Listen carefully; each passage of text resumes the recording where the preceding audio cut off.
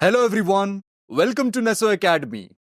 हम अभी bitwise operators को स्टडी कर रहे हैं और अभी तक हमने 3 प्रकार के बिटवाइज ऑपरेटर्स को ऑलरेडी स्टडी कर लिया है। हमने बिटवाइज एंड, बिटवाइज और बिटवाइज नॉट ऑपरेटर को प्रॉपरली स्टडी किया है।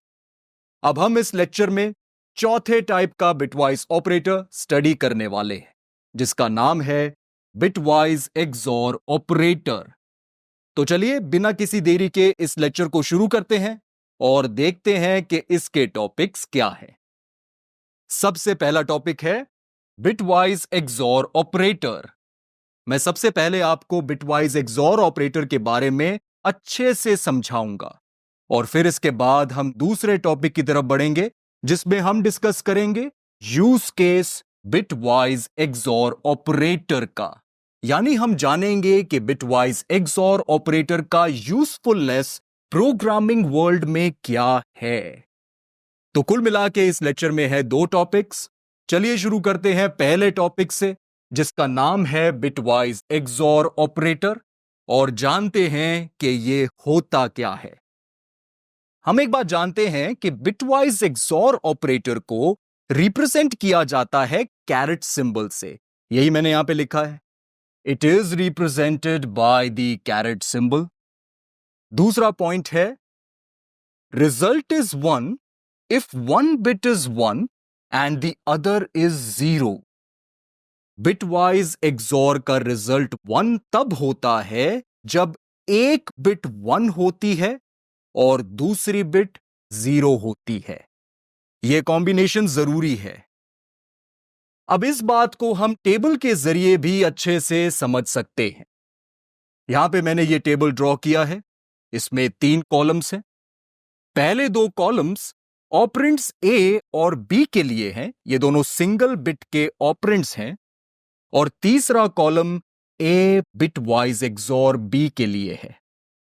मान लेते हैं कि ए 0 है और बी भी 0 है। 0 का एक्सॉर अगर हम 0 के साथ करेंगे तो हमें रिजल्ट 0 मिलेगा। और ऐसा हमें इसीलिए मिला क्योंकि हमारे पास एक बिट 1 नहीं है और दूसरी बिट 0 नहीं है। यहां पे हमारे पास दोनों बिट्स 0 हैं। अब दूसरा कॉम्बिनेशन है 0 1 का। 0 का जब हम एक्सॉर 1 के साथ करेंगे तब हमें 1 मिलेगा, क्योंकि यहां पे हम देख रहे हैं कि एक बिट 1 है और दूसरी बिट 0 है। सिमिलरली 1 एक्सॉर 0 हमें 1 देगा, लेकिन 1 एक्सॉर 1 0 होगा, क्योंकि हम यहां पे देख पा रहे हैं कि दोनों ही बिट्स 1 हैं। ऐसा नहीं है कि एक बिट 1 है और दूसरी बिट 0 है। आई होप आपको इस टेबल से बिटवाइज एक्सॉर ऑपरेटर के ऑपरेशन के बारे में पूरी तरीके से पता चल चुका है। अब हम एक एग्जाम्पल प्रोग्राम के जरिए बिटवाइज एक्सॉर ऑपरेटर का इंप्लीमेंटेशन देखेंगे। चलिए देखते हैं इस एग्जाम्पल प्रोग्राम को। यहां पे मैंने इस मेन फंक्शन के अंदर 2 वेरिएबल्स डिफाइन किए हैं, ए एंड बी। वेरिएबल ए को मैंने 6 प्रोवाइड किया है और वेरिएबल बी को मैंने वैल्यू 5 प्रोवाइड किया है। यहां पे मैं ए का बिटवाइज एक्सॉर कर रहा हूं बी के साथ, और जो रिजल्ट है उसे रिजल्ट वेरिएबल के अंदर स्टोर कर रहा हूं, और प्रिंटफ फंक्शन की मदद से मैं रिजल्ट को स्क्रीन पे डिस्प्ले कर रहा हूं, वो भी डेसिमल फॉर्मेट में। जब हम इस प्रोग्राम को एग्जीक्यूट करेंगे तो हमें आउटपुट मिलेगा 3। 6 का जब हमने बिटवाइज एक्सॉर किया 5 के साथ तो हमें 3 मिला। अब हमें आउटपुट 3 क्यों मिला, इसे समझने के लिए हमें 6 और 5 का बाइनरी इक्विवेलेंट लेना होगा और उन दोनों में बिटवाइज एक्सॉर ऑपरेशन परफॉर्म करना होगा। चलिए इन दोनों का बाइनरी इक्विवेलेंट यहां पे लिख लेते हैं। 6 का बाइनरी इक्विवेलेंट है 00000110 और 5 का बाइनरी इक्विवेलेंट है 00000101। अब हम इन दोनों बाइनरी नंबर्स का बिटवाइज एक्सॉर करेंगे, वो भी राइट मोस्ट पोजीशन से शुरू करते हुए।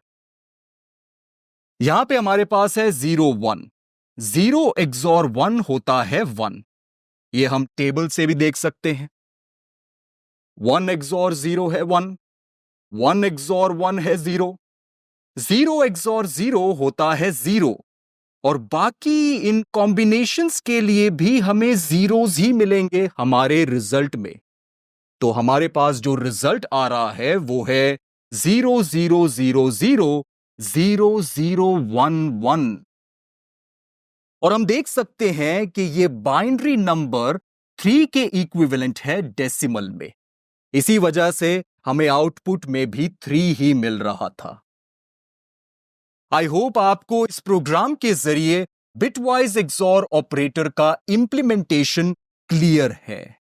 तो इसी के साथ हमने हमारा पहला topic bitwise XOR operator complete कर लिया है। अब बढ़ते हैं दूसरे टॉपिक की तरफ, जिसमें हम डिस्कस करेंगे use case bitwise XOR operator का। और मैंने यहां पे यूज केस मेंशन किया है बिटवाइज एक्सॉर ऑपरेटर का।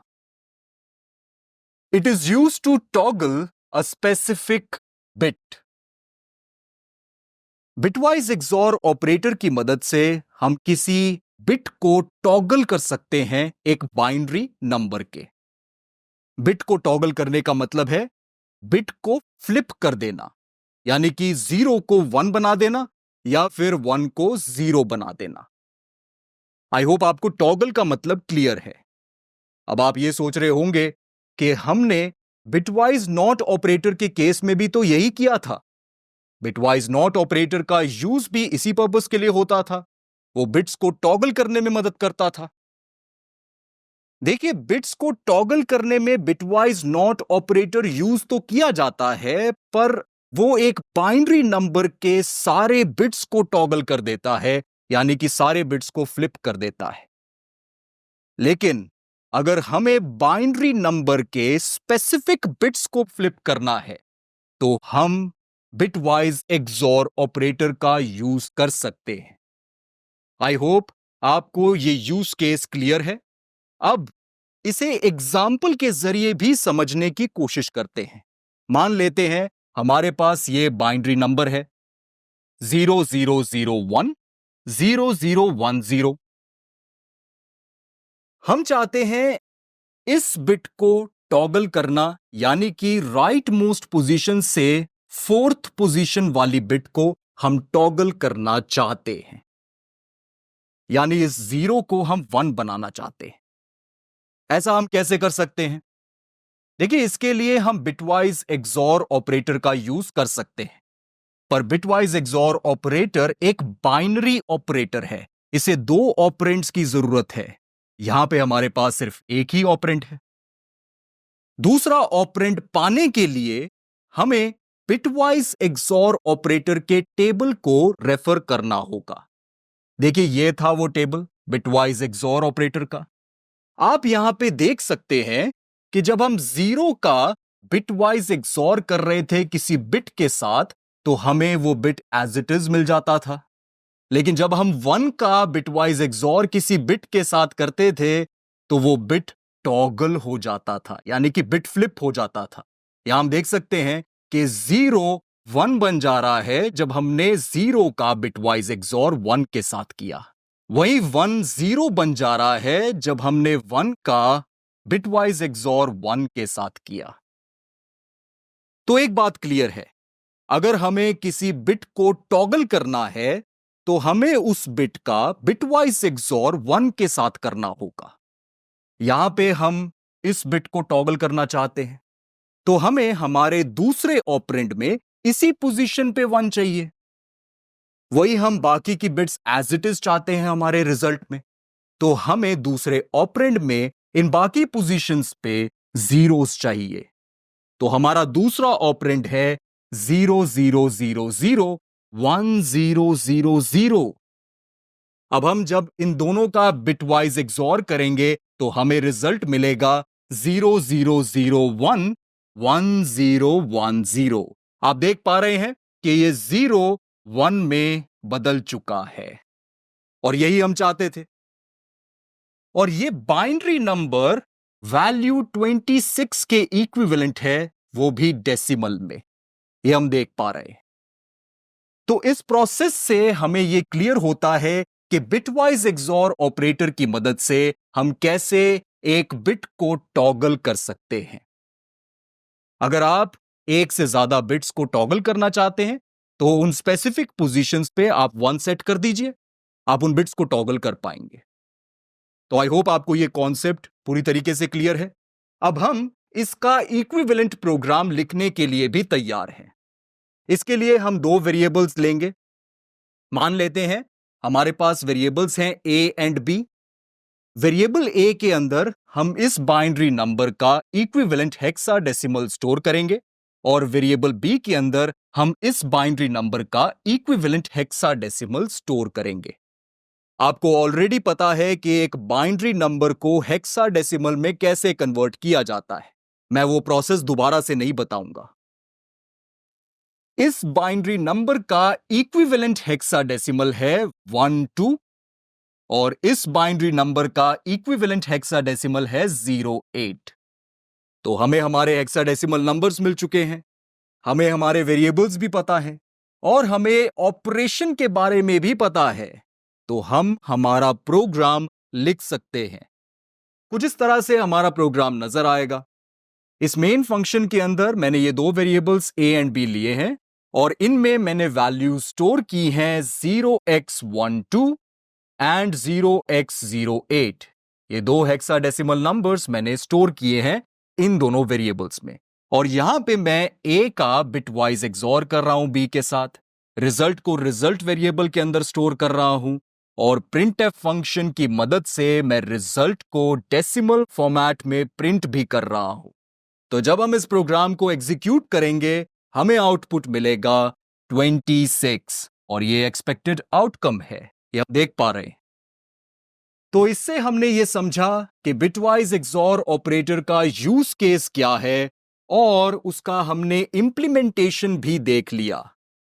इसका मतलब यह है कि हमने हमारा दूसरा topic use case of bitwise XOR operator भी कंप्लीट कर लिया है और इसका मतलब यह भी है कि हमने हमारा यह लेक्चर भी कंप्लीट कर लिया है। Thank you so much for watching this lecture. अब मैं मिलूंगा आपसे अगले लेक्चर में एक नए टॉपिक के साथ।